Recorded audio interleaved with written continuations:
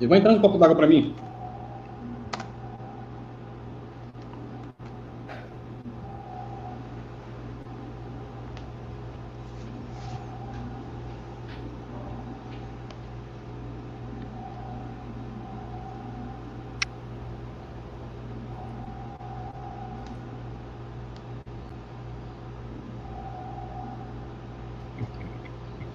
E vai entrar um copo d'água para mim.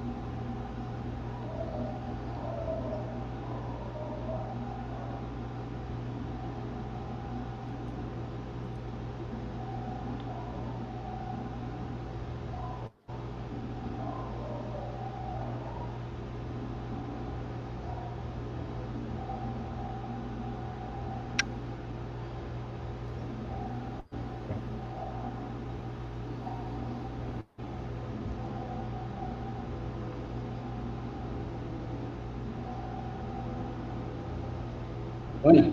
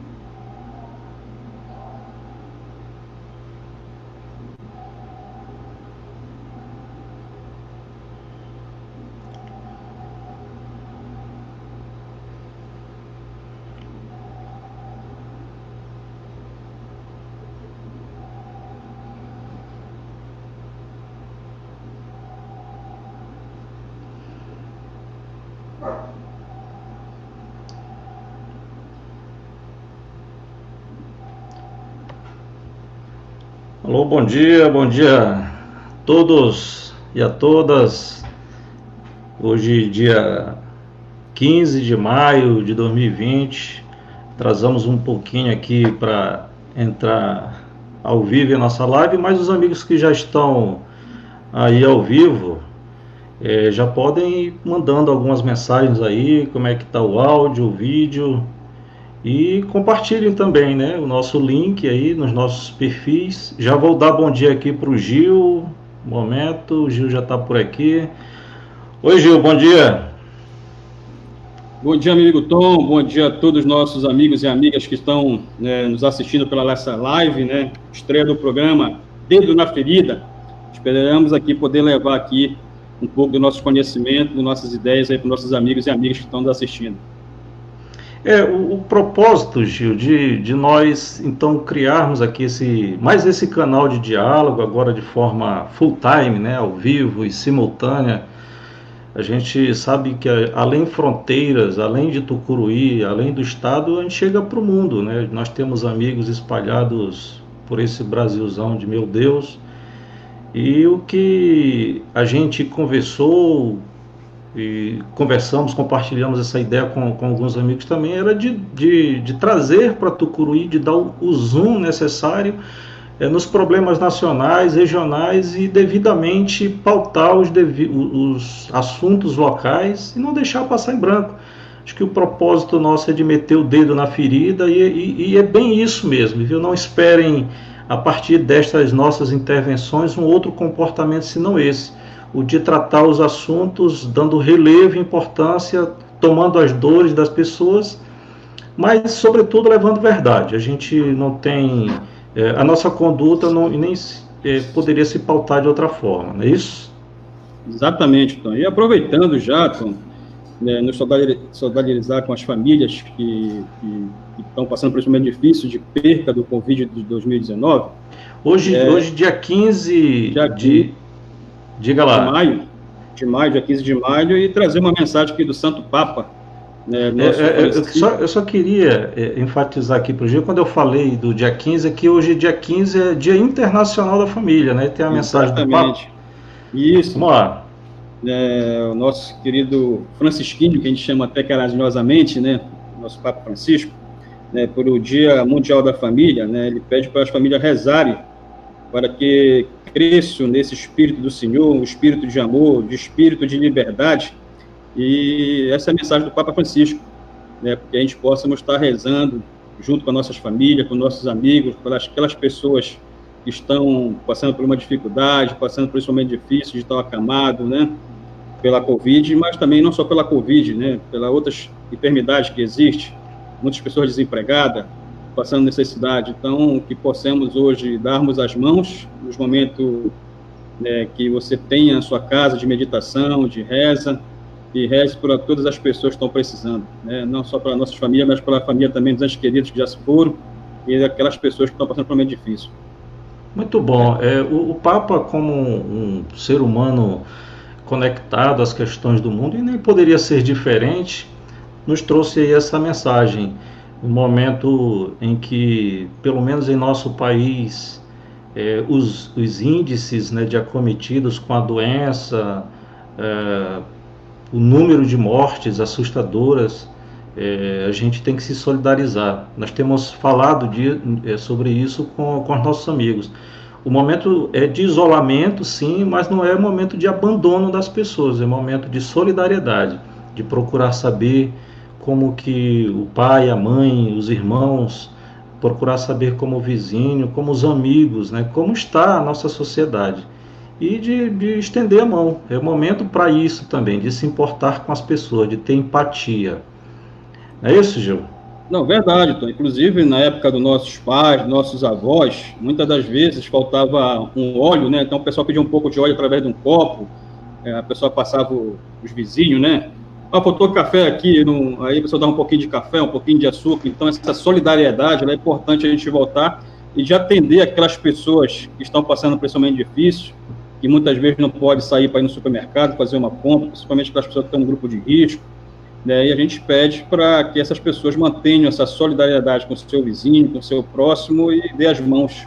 A gente pede isso. E o povo brasileiro tem sido muito solidário, né, Tom? A gente tem acompanhado aí, né, a repercussão das lives, de arrecadação de alimentos. Aqui em Tucuruí mesmo, a gente tem visto algumas ações aqui de alguns cantores, de igrejas, e as pessoas têm respondido bem positivamente. Exatamente.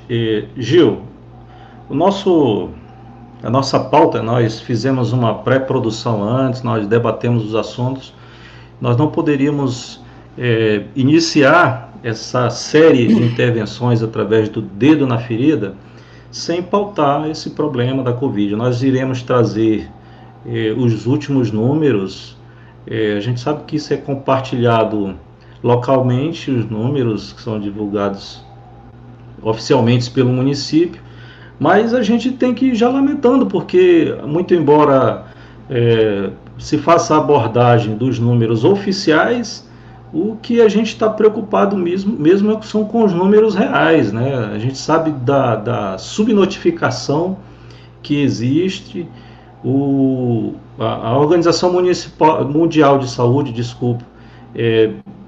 já preconiza que uma das medidas a serem adotadas pelos governos em todas as esferas é de fazer testagem em massa. E sobre isso nós iremos abordar o comportamento do secretário municipal de saúde de Tucuruí, que em uma das reuniões que ocorreram aqui no município, acho que no Grand Society,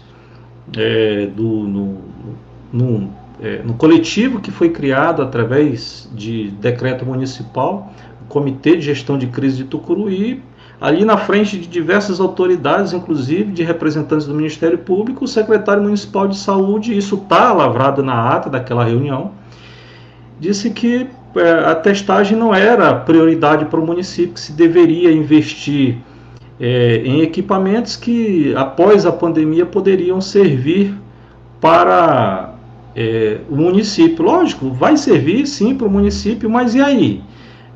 E o que preconiza a Organização Mundial de Saúde e as recomendações das autoridades sanitárias, o trabalho que está sendo feito por pessoas, se não houver o acompanhamento através das testagens, muito trabalho vai se perder, e aí não dá para a gente ficar dando tiro no escuro também, né? Enxugando gelo, né, Tom? A gente fala, né, muitas vezes, né? Mas eu gostaria de começar até pela essa nossa abordagem, de fazer aqui primeiro a nível nacional, né? E de fazer um primeiro cronograma, Tom, que a gente tem, né, uma síndrome dos 29 anos. Qual é essa síndrome dos 29 anos? É de tentar eleger para presidente da República, né, o salvador da pátria. Então, isso foi em 1960 com Jânio Quadros, quando pegou uma vassoura e dizendo que ia varrer o Brasil da corrupção. E o pessoal acreditou naquilo e depois viu ele renunciando. Depois de 29 anos, elegemos o Fernando Collor, em 1989, também com aquele discurso de caçador de Marajá, que o Brasil não ia ter mais corrupção, né? Era um cara atleta, né, que corria, andava de jet ski, de bicicleta. A gente está vendo esse filme de novo, né? E aí que nós vamos chegar, depois de 29 anos, né, em 2018, se elege o Messias, né, Bolsonaro, que também pregava também, né, que bandido bom é bandido morto, mas não quer isso para os seus filhos, né? E a gente tem visto aí que foi um presidente que se elegeu através do fake news, que não tinha nenhum programa, nenhum produtor para a sociedade, nenhum programa de geração de emprego e renda, para a saúde, para a educação, para o desenvolvimento do Brasil. E depois de um ano, Tom, a gente gostaria de trazer aqui na presidência da República, e depois a gente vai chegar no coronavírus, ele apresentou no começo do ano o PIB brasileiro. Qual era o PIB brasileiro? O PIB brasileiro foi de 1,1%. Isso antes da pandemia, né? Dados do número do ano passado, de 2019, né? A taxa de desemprego no Brasil era 12%, que correspondia a em torno de 13.800.000 brasileiros sem emprego, sem carteira assinada. Os informais estavam em torno de 24%. Fuga de dólares em investimento, moeda desvalorizada, privatizações, é bom que se diga que está voltando de novo a Petrobras e o sistema elétrico brasileiro, através aqui da Eletronorte, que está no nosso quintal da nossa casa, desmatamento e execuções de índios, dólar batendo recorde, ontem chegou a quase R$6, e aliás, o dólar turismo ontem bateu recorde em São Paulo, chegou a 6,63, o euro chegou a 7,5 e a Libra, que é a moeda da Grã-Bretanha, chegou a 8, né? E aí, o que isso impacta em mim? Isso impacta no aumento de alimentos, impacta no alimento do gás que a gente usa para cozinhar nossos alimentos. E é bom lembrar que depois dessa pandemia, nós temos aí abusos de valores em supermercados, a gente não vê o PROCON atuando, a gente não vê autoridades atuando sobre isso. Então, a gente, dentro desse quadro, a perspectiva para o Brasil em 2020, antes da pandemia, já era também um quadro já de muita incerteza na economia. Aí vem o Covid, o mundo inteiro se programando para esse vírus, e a gente estava aqui. Morreu 5.000 lá na Itália, morreu 6.000 na Espanha, né? Isso não vai chegar no Brasil. E aí chega no Brasil. Aí quando chega no Brasil, chega lá em São Paulo, chega no Rio, vai lá para Manaus, e aí chega no Pará, e chega em Belém do Pará. Mas nós estamos a 400 quilômetros de Belém. E aí começa a chegar aqui em Tucuruí. E aí começa a chegar aqui em Tucuruí, a gente tem visto aí ontem, então, se a gente pegar os dados ontem aqui, oficiais aqui do Boletim Oficial de Epidemiologia, nós já tínhamos casos confirmados aqui de 146 pessoas, 146 pessoas, e já tinha o óbito de 12 óbitos, então já temos já aqui conhecidos, já temos CPF conhecidos, são pessoas queridas da nossa cidade, pessoas que foram pioneiras, e a gente começa a sentir isso, e começa a dizer para as pessoas, olha, nós não temos um presidente da República que era para estar abraçando a população brasileira, para estar abraçando com amor, com carinho, para dizer, nós estamos juntos, né? Muito pelo contrário, nós temos hoje uma pessoa que está indo para um lado, e os governadores e prefeitos indo para o outro. E a população está à deriva, né? Ninguém quer ficar em isolamento social, ninguém gosta de ficar em isolamento social, né? A gente começa a ficar em parafuso, entendeu? As crianças começam a chorar. A minha filha tem 13 anos, aí semana passada ela começou a chorar, que ela queria ver as amiguinhas dela, queria sair. Então, o empresariado também está forçando muitas vezes a abrir o comércio. Então, a gente... Aliás, Gil, sobre esse ponto aí que você falou do empresariado, nada contra, muito pelo contrário, né? Nós acreditamos que um país ele é feito e se desenvolve a partir do esforço de todos. Mas eu queria, disso que você falou, nós temos aqui uma frase, um pensamento que foi publicado ontem, do Leandro Carnal, e diz o seguinte, aspas, né? Classes média e alta enfrentam tédio, classes baixas enfrentam ou passam fome.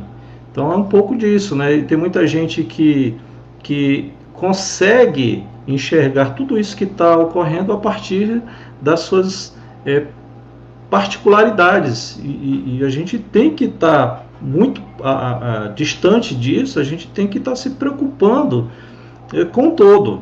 Não dá para a gente tomar partido só de um lado. Então, é um pouco disso que você estava falando mesmo. Mas é que entra, o que é que o governo deveria estar fazendo? Deveria estar dando de mãos dadas com os governadores e com a classe empresarial para segurar os empregos. Olha, pessoal, nós temos, Tom, os presidentes anteriores aqui, presidente Lula, presidente Dilma, deixaram 35 bilhões de dólares de reservas cambiais.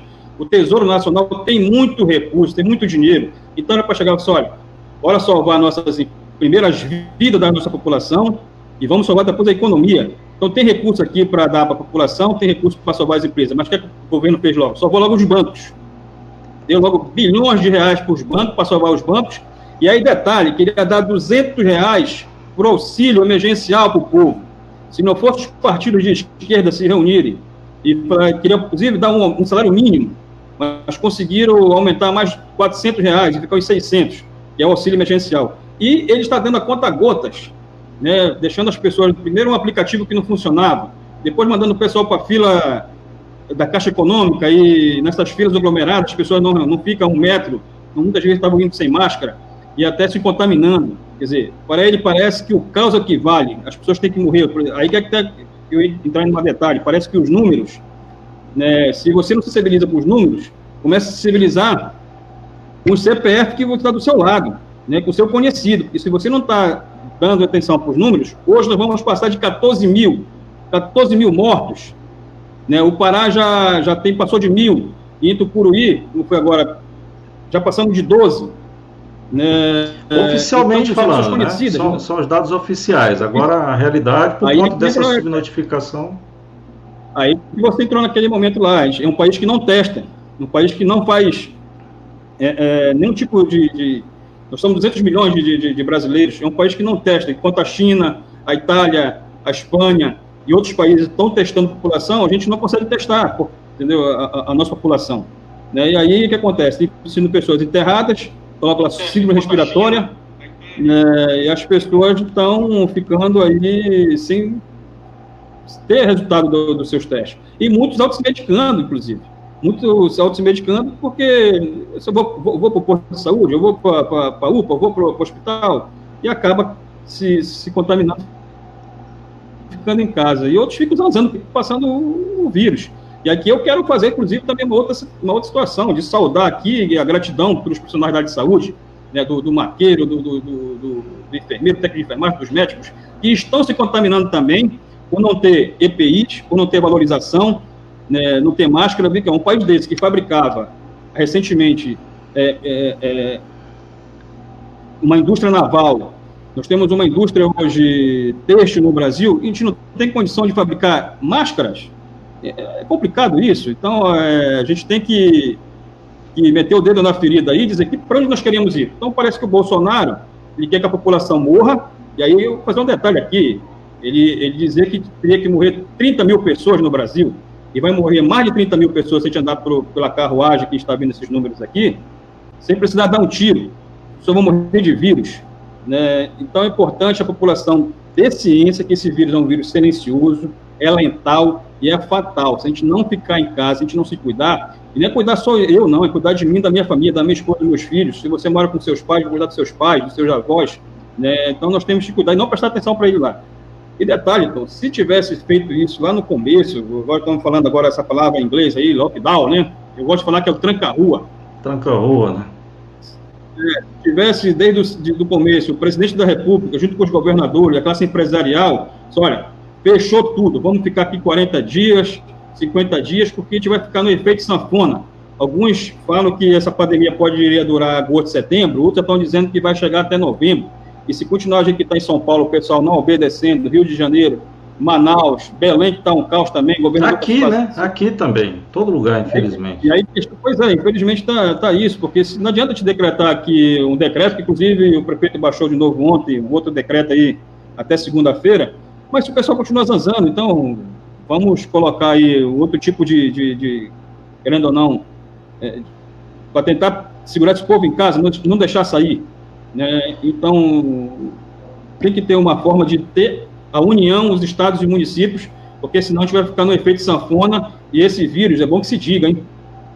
Muita gente tentando fazer aí que remédio, inclusive o próprio Bolsonaro tenta colocar lá dromicina, cloroquina, dizendo que são remédios que curam. Não cura, pessoal, não cura. Os infectologistas, as pessoas que são da área, é com uma vacina, e essa vacina pode durar de 2 até 5 anos. Então, se a gente não se cuidar, e a forma de eliminar esse vírus é ficando em casa, isolamento social e quarentena.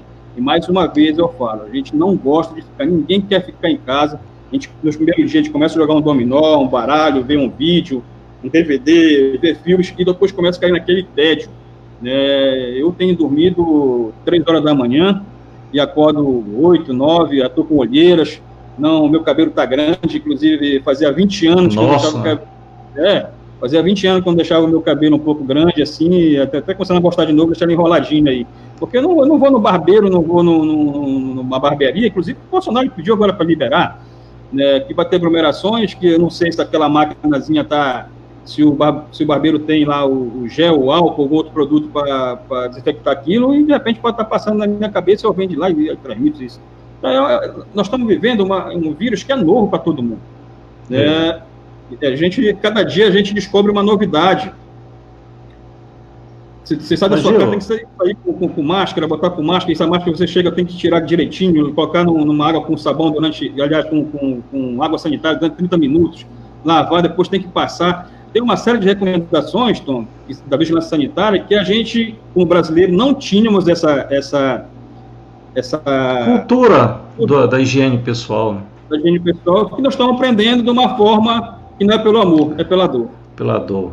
Mas, Gil, antes da gente trazer também aqui os números de repasses de recursos do governo federal, só deixando claro, pessoal, que os assuntos estão interligados, e como o prefeito de Tucuruí e outros prefeitos também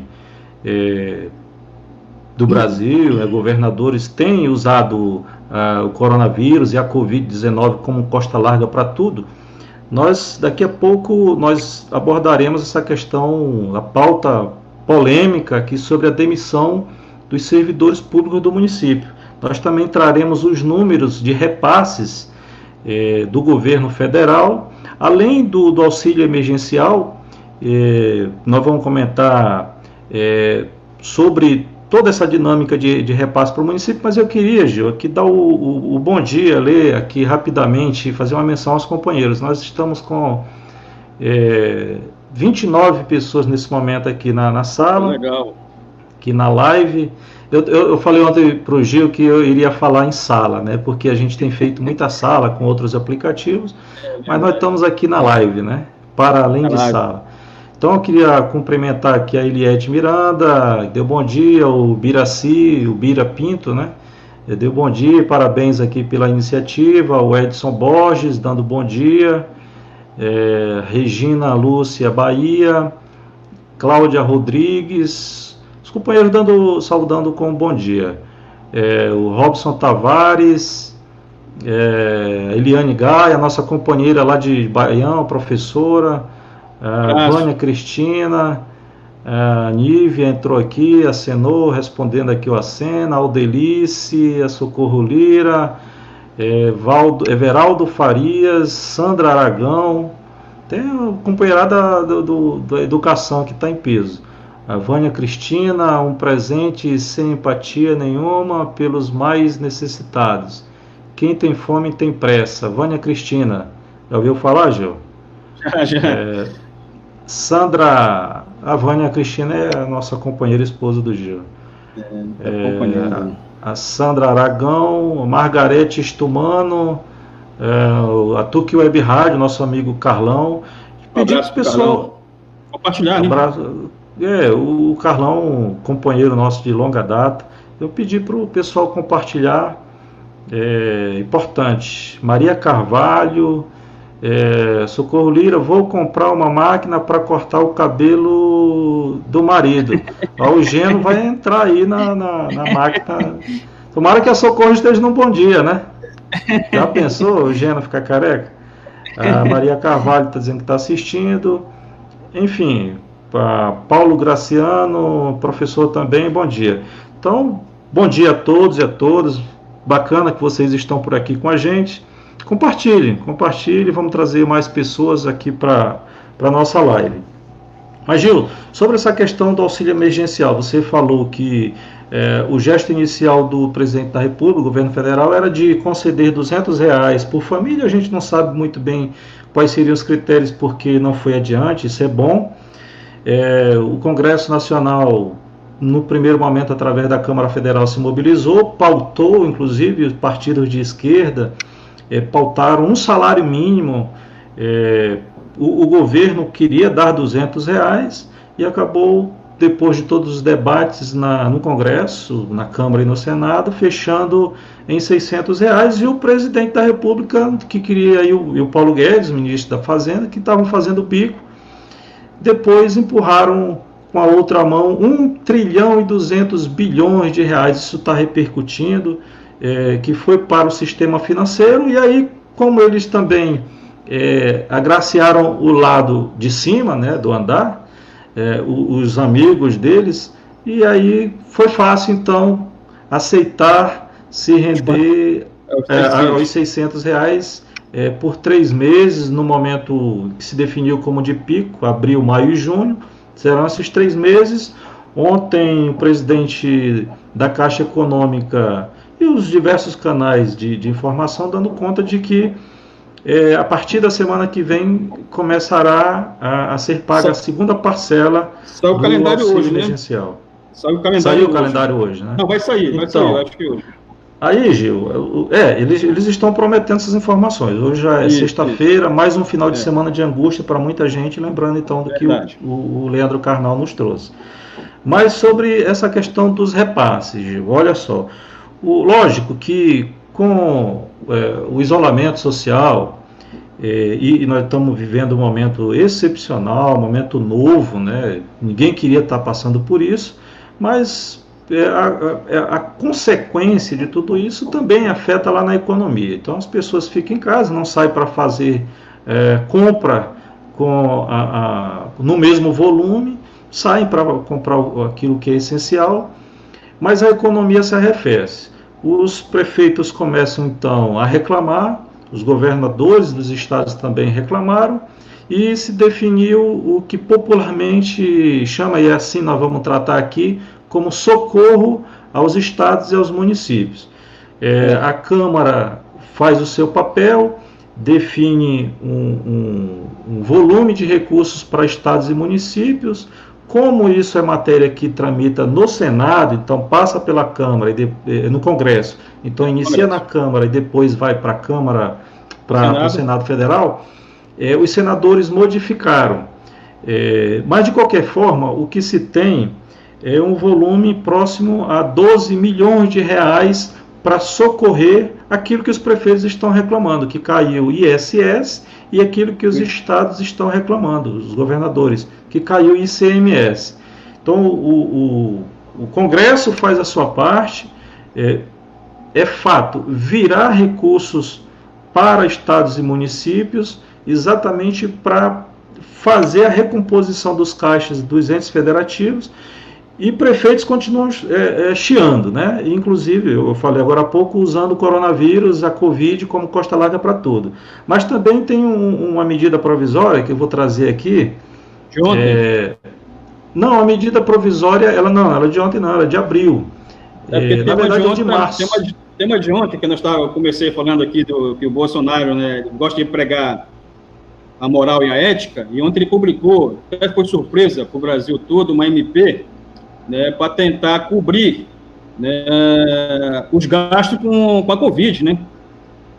Ele fala que os governadores podem estar fazendo aí processo licitatório fraudulento, mas ele também está fazendo processo também de compra de equipamentos, e ele, com medo disso, né, tentou baixou uma MP ontem, uma medida provisória, para proteger aí o presidente e os governadores. Pois é. Não bastasse tudo que o nosso país, né, o mundo está passando, a gente ainda tem que estar vendo a disputa de ego, né? Muita gente querendo ter a razão, e quando se disputa ego, acaba que ninguém tem razão. Mas eu estava te falando falando aqui para todo mundo, né? Da medida provisória 938 agora desse ano. Isso. Que ela dispõe sobre recomposição também do FPM. Se nós pegarmos esse primeiro momento de 2020 e compararmos com o mesmo período de 2019, de fato haveria uma queda na arrecadação com relação aos repasses, também com relação ao FPM. Houve também um lobby, sobretudo da Confederação Nacional dos Municípios, e o governo também, o governo federal, vai fazer recomposição.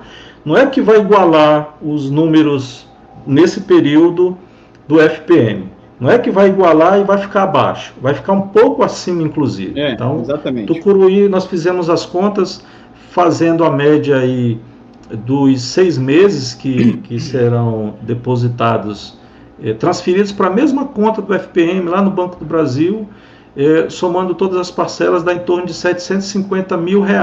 Mas é pouco, mas recompôs. Então não venha me falar que caiu receita. Exatamente. Então aí a gente também traz aqui os números do Fundeb, né? O Fundeb, todo mundo sabe que é o fundo pagador dos profissionais da educação. E a lei do Fundeb define que de todo esse bolo, 60% no mínimo é para pagar só profissionais do magistério. No mês de abril, nós fomos aqui tomados de surpresa com a demissão em massa de servidores da Prefeitura de Tucuruí, Gil. E aí a gente já quer entrar nesse ato. Queria fazer algum comentário sobre os repasses? Não, eu só, nessa questão do repasse, que você colocou aí, que os senadores e deputados federais votaram, o Congresso Nacional votou, a gente fala até emenda de guerra, né? Alguns falam lá emenda de guerra, está sendo depositado ou hoje ou durante essa semana, não só para Tucuruí, mas por todos os municípios, em torno de 11 milhões e 400. Deve estar caindo nos cofres públicos hoje, de Tucuruí, de Breu, de Apartimento, de Goianésia, claro, valores diferentes, mas Tucuruí é 11 milhões e 400. Então, se não já caiu hoje, ou vai cair à tarde, mas durante essa semana está caindo. Como você falou, para compensar a arrecadação durante fizeram equilibraram tanto do ano passado para chegar a esse denominador comum desse ano, tá entendendo? Então, a gente vê, e detalhe, caiu mais de 1 milhão e pouco uns dias atrás aí, e estão sendo gastados com propaganda, né, que a gente tem visto outdoors pela cidade, e esqueceram de comprar EPIs para os funcionários. Teve esse, foi o primeiro repasse, inclusive. Primeiro repasse. Bem lembrado, foi um repasse de R$1.740.000, arredondando aqui para as pessoas memorizarem, R$1.740.000. E isso foi da rubrica do Ministério da Saúde, isso data do dia 11 de abril, e se veio da rubrica do Ministério da Saúde, da conta do Ministério, recurso fundo a fundo, caiu na conta da Prefeitura com um único propósito, foi de dar atenção no combate à propagação do coronavírus e da sua forma de doença, a Covid-19. E aí, nós não precisamos ficar gastando dinheiro muito com outdoors, porque, querendo ou não, nós somos bombardeados todos os dias, através do WhatsApp e de outras mídias sociais, do que, inclusive, muitos fake news, inclusive. Né? Mas a gente tem uma noção já de que é que se previne para a gente não pegar o vírus. É usar máscara, quando chegar da rua, lavar a mão com bastante sabão, com água, usar álcool e gel, né? Tomar banho, tirar logo a roupa para lavar, jogar uma água sanitária no calçado, enfim, já tem algumas informações que são básicas para a gente, né? E não precisa ficar gastando milhões e milhões com outdoors, e 200 ou 100, sei lá. Inclusive, não tem sentido você contratar uma agência de publicidade para fazer propaganda do coronavírus. Você liga os jornais de manhã, tarde, noite, de madrugada, e o que se fala é isso. São informações. São informações chegando às pessoas, e aí o município do Tucuruí não tem outra prioridade? Pelo amor de Deus, tem sim. Tem prioridade, como eu falei, eu acho que atender principalmente a pessoa que está na linha de frente do coronavírus, né, as pessoas que estão lá no pronto-socorro, que estão na UPA, que estão no hospital regional, né, de dar condições de trabalho. E quando esses que chegam lá, que estão precisando ir para esses locais, né, para uma USB, para a UPA ou para o hospital regional, que eles já saiam de lá já, compre remédio, que já saiam de lá já com a sua receita, já com o seu medicamento em mãos, que não precisa ficar perambulando em farmácia comprando medicamento, inclusive, Tom, tá, valores absurdos, o PROCON, o Ministério Público deviam fiscalizar essas farmácias aí também, que estão aproveitando essa situação e colocando a população, inclusive pobre, que não tem dinheiro nem para comer, aumentando esses medicamentos. Então, teria também que ter uma ação nisso também. E era papel da prefeitura, inclusive, disso, né? Então, a gente viu aí que... né? É dela. Inclusive, está vendo, já entrando agora no assunto, né? Metendo o dedo agora na ferida aí. Como é que a gente está passando por uma dificuldade dessa que o Brasil está? Pessoas desempregadas, pais de famílias desempregadas, que não têm o que comer. Aí recebem, no dia 12 de abril, dia 13, eu não estou lembrado que é a data agora, que foram suspensos, olha só esse detalhe aí, para tentar fugir bular a lei aí, que foram suspensos seus contratos. Então, não vão receber abril e não sabem quando que vão receber, né, já que não trabalharam. Como é que um pai desse de família, que estava devendo na mercearia, né, tinha comprado lá seu arroz, seu macarrão, seu feijão, tem que pagar a energia, tem que pagar o aluguel, como é que vai ficar agora a vida dele? Pego de surpresa? Quer dizer, são pessoas que não têm coração, pessoas maldosas. Esse pessoal, ainda bem que tem um prazo de vencimento, dia 31 de dezembro estão saindo esse pessoal, não vão fazer nenhuma foto para Tucuruí. Então, o que a gente espera é que as pessoas que estão lá, que possam rever ainda isso, que o Ministério Público possa tentar intervir nisso aí, e que possa essas pessoas voltarem e receber os seus vencimentos, e que dê uma oportunidade, Tom, de aproveitar esse pessoal na área de educação, né, que foi a área mais atingida aí, aproveitar, inclusive, no combate do coronavírus aqui em Tucuruí.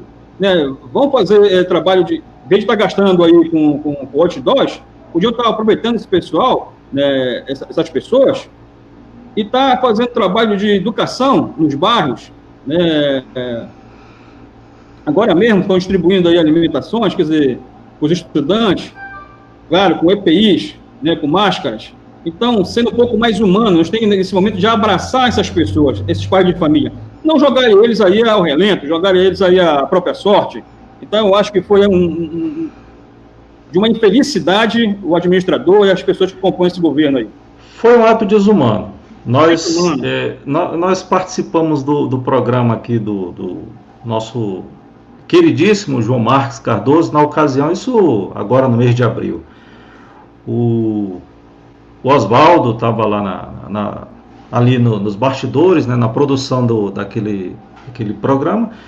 O Zé Adão participou, o Marcelo Bulhões também participou, e me chamaram para participar. Eu não sabia, eu como coordenador geral do Sintep aqui em Tucuruí, fui representante do sindicato. Chamaram também o nosso companheiro Raimundo Concursado lá do Sinsmud para participar, mas também chamaram o prefeito. Eu disse, rapaz, agora é a hora, né? Então, aproveitar, né? Vamos aproveitar que o prefeito está aqui, vamos meter o dedo na ferida. E o prefeito me veio com essa, né? Saiu com essa história e aí querendo justificar, né, a demissão de milhares de pessoas que estão nos acompanhando nesse momento, que estão aflitas. Muitos não saberão o que pôr na mesa agora, viu, prefeito? Pessoas aí que são ligadas ao governo municipal. Hoje, dia 15, Dia Internacional da Família. Muitas famílias aqui do município do Tucuruí, por única responsabilidade ou falta dela, do gestor municipal, muitos dos nossos irmãos e irmãs não terão que pôr na mesa. Até há pouco, eram funcionários ou servidores municipais, ainda que temporários, mas que desempenhavam suas funções com muita dignidade. Então, naquele dia, o prefeito, eu não me recordo agora o dia, mas foi em abril, disse que estava demitindo. Como nós metemos o dedo na ferida, aí o município voltou atrás e saiu com essa. Disse que não, os contratos, eles não foram rescindidos, eles foram suspensos. E aí, com essa história de dizer que os contratos estavam suspensos, começou uma série de atrapalhadas da prefeitura. Ora, de onde foi que o corpo técnico, jurídico, administrativo da prefeitura de Tucuruí tirou isso? Que é possível, que seja possível suspender contrato de servidores do município. Onde é que está previsto isso? Em lugar algum, não está. Se você aí se fez uso da medida provisória do governo federal que flexibilizou relações de trabalho lá na iniciativa privada, não no setor público. E aí isso tem consequências, vamos ver. Quando a prefeitura diz, e o prefeito disse isso, o prefeito, não foi outra pessoa, o prefeito falou isso. Foi gravado. Sim, e muitas pessoas ouviram. O prefeito disse o seguinte, que não, que as demissões, inclusive, seriam retroativas ao dia 1º de abril, para que as pessoas pudessem se habilitar ao auxílio emergencial. As 3 parcelas, a gente sabe que quem é mãe, chefe de família, recebe até R$ 1.200, muita gente fez o cadastro e não recebeu, e assim também é entre os servidores da Prefeitura de Tucuruí. Nós fizemos, através dos grupos do Sintep, Gil, nós fizemos levantamento para saber quem fez, ou tem uma estimativa, né, de quantos fizeram e de quantos puderam acessar. Eu vou dizer o seguinte para vocês. A cada 100 pessoas dessas que o prefeito demitiu, aqui, e não tem outro termo, tem essa história de suspensão, eles foram demitidos. Foram demitidos. O Instituto Jurídico é o da demissão. O prefeito tem que tomar coragem e assumir o que faz. Ele demitiu, com data retroativa ao dia 1º, e dizendo que as pessoas estariam então habilitadas a acessar o auxílio emergencial. Muitas dessas pessoas fizeram o cadastro, estão naquela mesma expectativa da análise, e algumas respostas já saíram, e negando porque quando o governo ele faz a checagem pelo CPF das pessoas, verifica que elas têm algum vínculo formal. E a lei que criou o auxílio emergencial, o artigo 2º, determina quais são os requisitos para se habilitar a receber o auxílio emergencial. E um deles é de não ter vínculo formal. E aí o prefeito ele diz o seguinte, vê só a pegadinha do malandro, né? Ora, eu não demiti, eu suspendi, mas vocês podem acessar, mesmo vocês tendo vínculo formal com a prefeitura, porque os contratos estão apenas suspensos. Qual é a mensagem que o prefeito passa aí? É o de fraudador, está querendo fraudar o auxílio, dando um péssimo exemplo. Ainda que as pessoas de toda boa fé tenham ido atrás, foram por uma questão de necessidade. Lógico. É o que pôr à mesa. As pessoas estão passando fome aqui no nosso município também. Então o prefeito cometeu um gesto desumano com essas pessoas, assume um caráter fraudador quando diz que os contratos dessas pessoas estão suspensos, que é para elas se habilitarem e requererem um auxílio emergencial, não conseguiram. Então, de cada 100, eu posso dizer aqui, com base nos levantamentos que nós fizemos, de cada 100 pessoas, apenas 5 conseguiram acessar o auxílio, a primeira parcela do auxílio emergencial. Então, isso é dramático. Se nós formos dar um zoom, né? Formos colocar a lupa, desculpem, do dedo na ferida, só para a questão da educação, nós vamos chegar aos seguintes números. Se nós compararmos o mesmo período do Fundeb 2020, 2019, não caiu recurso também. Não houve redução. Eu acho que até aumentou, né, Tom? Teve até um aumentozinho aí. Houve um encontro de contas no mês de abril, que ocorre todos os meses de abril, desde que existe o Fundeb, mas mesmo com esse encontro de contas, o que se pode dizer é que no mesmo período não houve redução. E ainda, sobre esse assunto específico da educação, não há justificativa para a demissão dessas pessoas. Foi um ato desumano. O prefeito tem que assumir por que fez. A gente só está conseguindo enxergar que foi um ato desumano. Não caiu o recurso, não há justificativa para essas demissões. O calendário,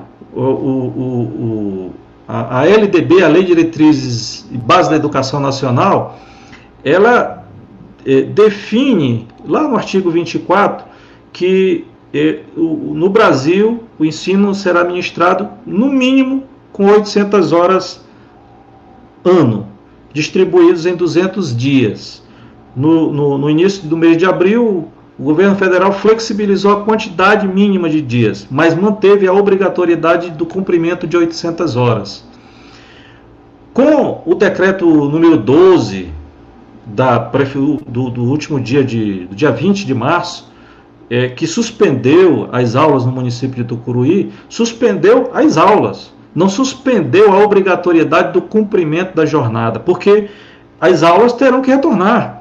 Os nossos alunos, as nossas turmas retornarão quando essa pandemia acabar. Este professor temporário, porque só professor concursado do município de Tucuruí não dá conta, não é suficiente para atender a demanda do município. É preciso desses companheiros que são temporários. Eles retornarão e assumirão essas turmas. Como é que vai ficar? Como é que vão ficar os seus direitos? Então, a prefeitura tem que dar respostas para isso. Tem que dar respostas. Não caiu o recurso. E outra coisa, nós pegarmos a lei do Fundeb, nós vamos verificar o seguinte: ainda que alguém queira justificar que a prefeitura demitiu essas pessoas porque elas não estão trabalhando, isso é falácia. E há previsão legal para dizer, para nós afirmarmos aqui, assim como quem é efetivo, quem é temporário também, pela lei, estão em efetivo exercício. Sim, estão em efetivo exercício e tem previsão legal para isso. A lei do Fundeb, ela determina que, nesses casos excepcionais, o município, decretando então situação de emergência, não pode demitir, justificando que essas pessoas estão ociosas. Olha, as atividades foram suspensas, mas a lei prevê essa situação excepcional e não poderiam ter sido demitidas. Então foi uma maldade, foi um ato desumano, sim. É preciso meter o dedo na ferida, dar um zoom nessa situação, fuçar isso. E vamos mais, Tom, tudo que você colocou aí, não só sendo desumano, covarde esse pessoal que fez isso aí com essa população que foi demitida, esses nossos irmãos aí, servidores públicos. Vamos colocar aqui outro detalhe, né? Não sei o que ele usa para tentar demitir esse pessoal, porque que acontece? Qual é uma grande obra que tem em Tucuruí hoje, que justifique o investimento do município de Tucuruí? Temos pontes lá na Matinha, 2, 3 pontes que estão caídas lá, são do governo, inclusive recursos dos governos aí de convênios, não é recurso de ponte da prefeitura, não tem um asfaltamento na cidade, que tiver de asfaltamento da cidade de emendas parlamentares, né, do governo do estado. Quer dizer, para onde está indo o nosso recurso? A gente não construção de posto de saúde, a gente não vê construção de escolas, né, Para onde está indo todo esse recurso que é do Tucuruí? Só para pagar folha de pagamento? Né? Não tem investimento, não tem obra, não tem geração de emprego e renda nessa prefeitura? Então, essa que nós temos também que discutir também, né? Um ato desse, numa pandemia dessa, onde as pessoas têm que estar protegidas, o prefeito vem e demite aí dezenas de funcionários, deixando a relé, né? Pessoas que estão hoje com necessidade de sustentar, ao relento, né? Ao relento, né? Sem se alimentar, sem ter um macarrão para com seu filho, para comer na mesa. Esse pessoal não tem coração, esse pessoal não tem amor. Então, nós temos que discutir também, então, tudo isso que você colocou aqui, né, para onde que os investimentos que entram na Prefeitura Municipal de Tucuruí, o que está sendo feito com esses recursos? Eu não sei para onde está sendo feito, eu não sei se a população de Tucuruí sabe onde está sendo feito. Lá o bairro do Palmares, se dá uma chuva, o pessoal não tem... É um Deus nos acuda, a gente vê os vídeos que passam para a gente. Ainda bem que agora está diminuindo um pouco as chuvas. Né? Não tem asfalto, não tem calçamento, não tem nada. É só promessa, só promessa. Como eu falei, ainda bem que esse pessoal que não tem coração, esse pessoal aí covarde, estão saindo dia 31 de dezembro e não vão deixar nenhuma saudade aqui para Tucuruí. E detalhe também, nós temos que tomar cuidado também, porque tem uns aproveitadores aí, jacaré com a boca desse tamanho, querendo se aproveitar depois do orçamento da Prefeitura de Tucuruí, querendo já se apresentar como salvador da pátria. Então nós temos que tomar muito cuidado para não tirar 6 e tentar entrar meia dúzia, entendeu? Não trocarmos aí, porque senão a gente está começando também a ter uma esperança de que dias melhores, já 1º de janeiro, possa estar aparecendo, e não vai ser isso. Então, a gente tem que tomar muito cuidado também, quando formos escolher todos os nossos representantes para a Câmara Municipal, como para o próximo mandato de prefeito, porque são recursos altíssimos que a Prefeitura arrecada, através, né, do FPM, ISS, e através também aí de outros recursos que vêm do governo federal, através de convênios, de eventos parlamentares, chega em torno de 25 milhões, uma hora passa um pouquinho mais, uma hora um pouquinho menos, e aí, nesse momento, é crucial nesse momento, a gente está falando de uma pandemia, que eu acabei de falar aqui para vocês no início, que não estamos acompanhando desde o começo, se tivesse uma sincronização do governo federal, do governo do estado, de salvar as empresas, de segurar os empregos, de primeiro salvar a vida das pessoas e depois a economia. Por exemplo, eu fiquei sabendo, Tom, que tem um empresário lá em Tucuruí, lá no Breu Branco, que tem uns prédios alugados lá. Sabe quem chegou e falou com seus inquilinos? Olha, vou dar 2, 3 meses aí para vocês, não vou cobrar o aluguel. Então, cabe também a associação comercial também, de conversar com seus associados, deles de conversar também com as pessoas também, para tentar segurar, diminuir, tentar achar um meio termo, cabia ao governo federal socorrer a pequena e média empresa, foi salvar banco, e aí que é importante dizer, Tom, também para o pessoal que está nos assistindo, o ministro aí da Economia, o Guedes, ele é dono de um banco, o Banco Atual, então foi socorrer os bancos. Tem um debate, depois metendo o dedo na ferida também, que pode saber a questão do Enem, da educação, que nós estamos falando da educação aqui, dos mais afetados. A irmã dele, a irmã do senhor Guedes, é o representante das associações das escolas particulares, e aí que a questão do Enem, a gente está querendo que o Enem seja adiado, porque vai beneficiar esses filhinhos dessas pessoas, nada contra, quem pode pagar para o seu filho estudar numa escola particular, eu pago para o meu filho, está entendendo? A minha filha, meu filho já passou, graças a Deus, está fazendo a Universidade Federal, se você puder dar o melhor para o seu filho, você vai dar. Agora nós temos que saber que isso vai prejudicar quem? Aquelas pessoas que não têm como estudar, não tem um computador, não tem uma internet de qualidade, como é que vai baixar um vídeo aula?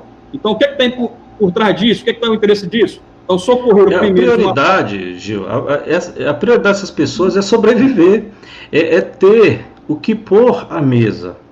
É uma insensibilidade do ministro Von Traub, da Educação, que parece que está vivendo no mundo da lua. Isso que você está trazendo, nós vamos dar esse zoom nesse tema, né? As pessoas são negacionistas, Tom. Que as pessoas morram para eles, números para eles de morte, e a gente tem que sensibilizar. Só um número, né? É só um número. Nós temos que sensibilizar a nossa população, que está chegando aqui em Tucuruí, nossos conhecidos, amanhã pode ser eu, pode ser você, pode ser alguém da nossa família. A gente não quer que amanhã está chorando aqui, e o que é pior, sem poder velar, sem poder ter um momento de despedida. É um momento de muita dor. Quem está passando por isso, a gente tem visto aí. Se você não tem coração, meus amigos, paciência. Se você continua apoiando esse tipo de pessoas aí, paciência também, porque você é um pouco sem escrupulidade, sem credibilidade e sem caráter. É o que está acontecendo. Gil, nós estamos, eu estou olhando aqui, o debate ele é bom, mas a gente tem que estar atento ao nosso compromisso, ao nosso horário, né? Então, nós já estamos chegando a 1 hora aqui que nós iniciamos a nossa live. Você puxou um assunto importante, nós vamos pautar essa questão do Enem. Nós somos favoráveis que seja adiado, o Sintep, entidade sindical também, a Central Única dos Trabalhadores, a Confederação Nacional dos Trabalhadores em Educação, a turma que tem juízo, né? A turma que tem juízo é favorável, não só porque a gente está torcendo para que ainda estejamos com pandemia lá em novembro. Não, é porque os alunos eles não tiveram acesso ao ensino que lhes capacite a disputar em pé de igualdade. É uma questão elementar. É incrível que a gente tenha que dizer isso até, né? Então, a gente queria dizer que nós vamos estar pautando ainda assuntos relacionados à educação, à saúde, à economia, e trazendo os aspectos nacionais, debates de âmbito nacional, como que isso afeta o estado do Pará e como que isso nos afeta aqui em Tucuruí. Mas eu queria dar uma satisfação aos nossos companheiros da educação. Tá? Nós falamos sobre a demissão, que foi injusta, foi um ato de covardia, foi um ato desumano da administração municipal. E aí, como é que vai ficar? Queria dar uma satisfação justificativa dizendo o seguinte, que enquanto entidade sindical, eu falei há pouco que eu sou o coordenador aqui um dos coordenadores, né, do Sintep, que é o Sindicato dos Trabalhadores em Educação do Estado do Pará, sou coordenador aqui da subsede, também queria mandar um salve para toda a nossa companheirada da coordenação do sindicato que está nos assistindo agora e compartilhando. E aí, como é que fica? Nós estamos concluindo o termo, um documento, nós entraremos com uma representação no Ministério Público, levando esses números para a autoridade do Ministério Público, para que tome providências. Então, infelizmente, nós, enquanto entidade sindical, nós estamos limitados à representação oficial, como substituto administrativo, como substituto processual, a quem é filiado ao Sintep. Mas isso nunca nos impediu de fazermos o debate social sobre aquilo que afeta, não só a educação, inclusive, mas a gente consegue se conectar aos problemas da nossa comunidade. Então, nós estaremos concluindo, na segunda-feira, nós estaremos dando entrada junto ao Ministério Público com uma representação, pedindo providências, inclusive, se couber ação civil pública, para que, responsabilizando a gestão municipal pelas essas demissões, inclusive usando o falso discurso de que assim fez porque caiu a arrecadação. Aqui nós trouxemos no dia de hoje, nesse debate, que houve complementação do ISS, que houve complementação do ICMS, que houve ajuste dos valores do FPM, veio recurso fundo a fundo exatamente para o combate ao Covid. E aí é importante a gente dizer o seguinte, que este 1.640.000, a Prefeitura ela tem que fazer prestação de conta disso, inclusive o Conselho Nacional das Secretarias Municipais de Saúde, que é o CONASEMS, ou CONASENS, já emitiu, já elaborou cartilha de como devem proceder os municípios quanto à prestação de conta.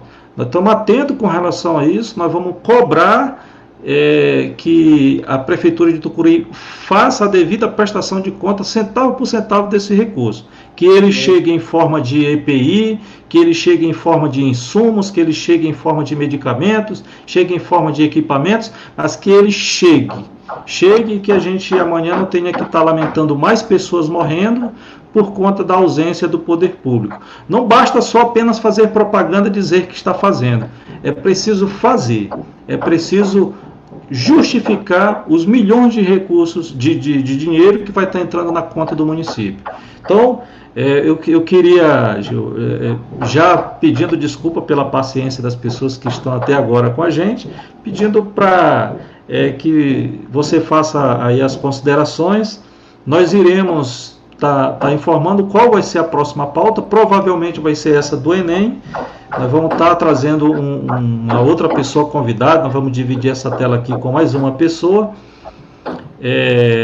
Isso é a Vânia que está aí, Não, eu acho que é um vizinho aqui do lado que resolveu agora bater agora na frente aqui. Ó.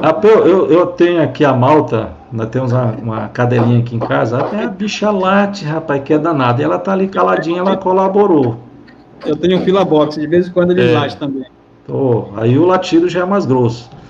Então, nós provavelmente o assunto vai ser esse, sobre o nosso posicionamento. Nós teremos informações mais apuradas para fazer o debate sobre o Enem. Mas eu queria, então, aqui reforçar que é importante que fiquemos em isolamento social. É importante, o Gil enfatizou bem isso, as medidas de higiene pessoal. Vamos ter empatia. Se você está bem, isso não quer dizer que você está imune. Fique em casa, se puder, fique em casa. Saia, se necessário, para aquilo que vai suprir a tua casa com o básico, né? A gente sabe que as pessoas precisam sair. Todos nós saímos para essas ocasiões básicas. Mas também vamos nos importar, pessoal, com os recursos da prefeitura. Não basta só a gente querer cobrar do outro, tá? É importante que a gente sinta na pele e que a gente se importe. Aqui o nosso papel, meu e do Gil, de vários companheiros, é de provocar esse ânimo nas pessoas, para que as pessoas saiam da zona de conforto e comecem a provocar o debate público mesmo, aquilo que de fato vai ter condições de transformar a nossa realidade. Não dá apenas para a gente ficar no nosso comodismo, achando que as coisas caem do céu. Não, é preciso que a gente enfileire, é necessário que a gente some forças para ir cobrando do poder público. Assim as coisas ocorrem, sabe? Quando você cobra, as coisas acontecem. E ficar só achando que cai do céu. Não vai cair do céu. Não vai cair do céu. Tá? Não cai. Infelizmente, e nós temos histórias e histórias para contar sobre isso na educação. A gente nunca conseguiu nada de graça, foi sempre na luta. Inclusive a Zadinha continua, né, Tom? É um outro assunto. Eu queria ter falado de um projeto de lei, mas nós vamos falar disso em outras ocasiões. A gente pensa que não vai falar muita coisa, o tempo voa rápido, rapaz. Em 2018, eu apresentei uma minuta de projeto de lei para o deputado Diceu Tenkaten, companheiro nosso do Partido dos Trabalhadores. Ele transformou em projeto de lei isso lá em 2018. Tramitou lá pela Assembleia Legislativa do Estado e agora no último dia 13, por unanimidade, o projeto de lei de iniciativa do Diceu foi aprovado e dispõe sobre números máximos de alunos por série. Isso vai fazer muita diferença. O aprendizado dos nossos alunos. Sim, e na condição de ensino-aprendizagem. Né? Professor tendo uma lei, né, as entidades, a sociedade tendo um parâmetro, porque é impressionante, mas não existia lei no Brasil que definia números. As pessoas acham que já existia, não. Em 2018, quando nós fizemos a pesquisa, não tinha, nas leis nacionais não prevêem isso. Então, fico feliz de esse projeto que foi iniciativa nossa, de um caboclo aqui de Tucuruí, que vai ter repercussão. Rapaz, quem me conhece sabe que eu não sou vaidoso, né? E o Diceu veio com essa história de dizer que é o projeto Tom Bonfim. Não, é o projeto Educação. Acho que todos nós, a sociedade toda deve se sentir representada, para se sentir honrada com essa aprovação dos deputados. Vai ter impacto na educação do Estado do Pará e talvez sirva de exemplo os amigos meus lá de São Paulo dizendo, rapaz, que bom que isso chegou aí aqui em São Paulo, que o pessoal disse que é desenvolvido, a gente não tem uma lei dessa. Bom, não sei, né? Não sei se ele fez a pesquisa. Mas, feito aqui esse registro também, tem todos os assuntos, mas nós temos aqui, o nosso propósito foi de dar enfoque nesses dois temas relacionados à Covid, que vai continuar sendo tema transversalmente de tudo que a gente vai fazer em debate. Mas, então eu queria, Gil, pedir para você fazer as considerações aí. Legal, então primeiro agradecer o convite desse primeiro, né, estamos fazendo aqui o primeiro dedo na ferida, a gente espera que possa ter contribuído aí um pouco a nossa sociedade tupuriense, né, de ter levado um pouco de informações. Quero também dizer que agora no último dia 13 de maio, né, completamos 133 anos de abolição, é bom que se diga da assinatura da Lei Áurea, mas só tinha 5% dos negros já ainda em escravidão, o pessoal já tinha feito uma revolução com os ouvidos palmares, com tantos outros negros que são esquecidos na história, né, que lutaram para poder a gente ter um pouco de liberdade, que ainda não se completou ainda. Enquanto em governos democráticos chegou a ter a lei de cotas, ter o Estatuto da Igualdade Racial, e a gente tem visto aí que está tudo se acabando, os direitos dos trabalhadores que lutaram com seu suor, com sua lágrima, até com vida, né, por ter direito de aposentadoria, ter direito de um salário digno.